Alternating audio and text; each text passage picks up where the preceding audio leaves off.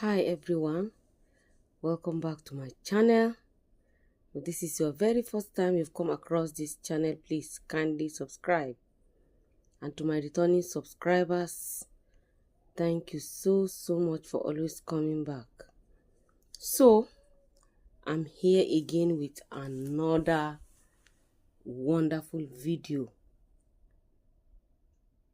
How I use lime juice to prevent diseases in my poultry farm. So before then, I want us to look at some benefits of lime juice. So the number one benefit, it helps in the treatment of infection in our poultry farms. It also promotes weight gain as well as protein digestion in our poultry farms. It also